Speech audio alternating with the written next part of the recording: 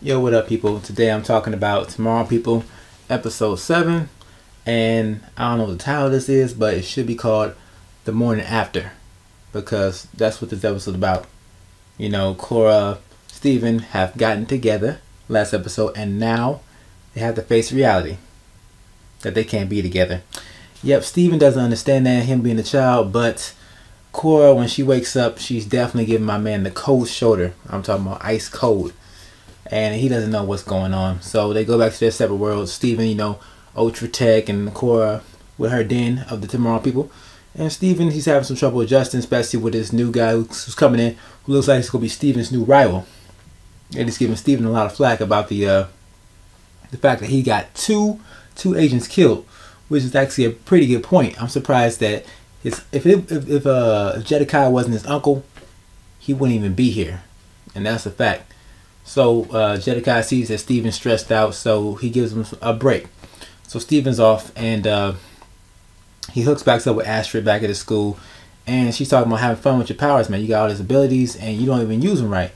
And he's like, yeah, you know. And then they play basketball, and I would love to play basketball as long as I'm on Steven's team, because this dude is using powers everywhere, making other team look like fool. He even got himself a spot on the basketball team, and now he got some new basketball friends, some temporary friends. I call them sunny weather friends. They're only around when it's shining. But these friends end up tricking Steven into having a house party at his house, and having him end up tricking him to drink some alcohol and to backwash it with more alcohol. But you know, it's not all bad, because when he gets upstairs in the room, he got a little surprise, and it's a nice one. Yeah, everybody loves Steven at this point, man. We got old girl Jenny, I think her name is, Astrid, and shoot, Cora. All three of them, they down for Steven right here in this episode. But there's a thin line between love and hate, and everybody hates Steven now. As soon as Steven gets back to headquarters, Cora's actually, she confessed that she slept with Steven to John. And at that point in time, when she told John, I was thinking that John was going to teleport to Steven's house right in the middle of the party and start beating down on this man right here.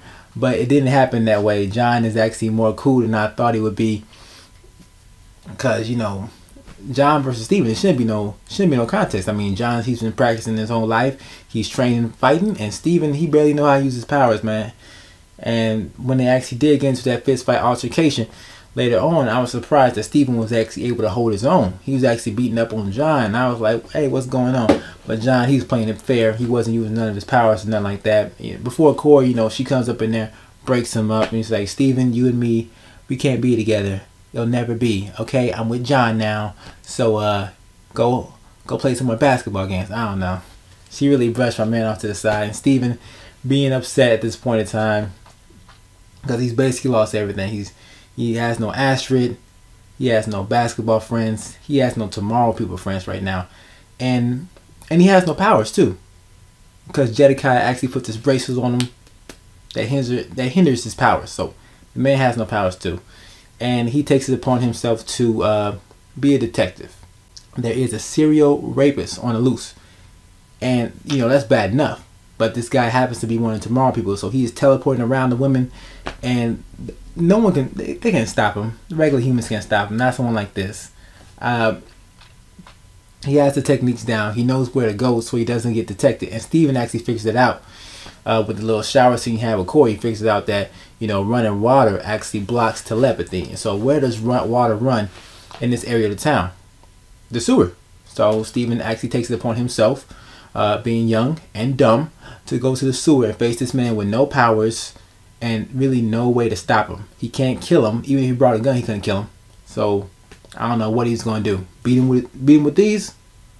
You ain't that good, Steven. You ain't that good. And sure enough, he ends up sleeping in the water, sleeping with the fishes. And at that point in time, Steven actually has a vision, a very important vision about his father. And we all learn that he is still alive. He's still out there. Jedediah was wrong.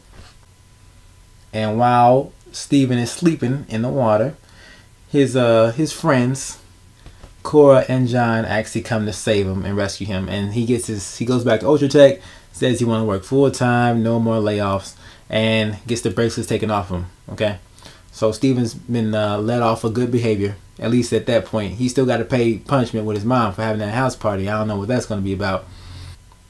And that basically sums up the whole episode right there. The final two things that were discussed was, I think, the fact that Cora and Steven are apparently bonded together by fate. Like nothing can break their bond. No amount of ultra tech, I don't care how high tech it is, I don't care how much it stops the powers from exhibiting, Steve will make his way through to Cora no matter what. I wonder if it's vice versa though, because I haven't seen Cora actually reach out to Steven on that occasion. So maybe Steven is just very powerful and he could just get past it, because he actually was able to use his powers in the first episode even though he's surrounded by all this ultra tech. So it may just be Steven. It may not be no connection between him and Cora. That may be BS.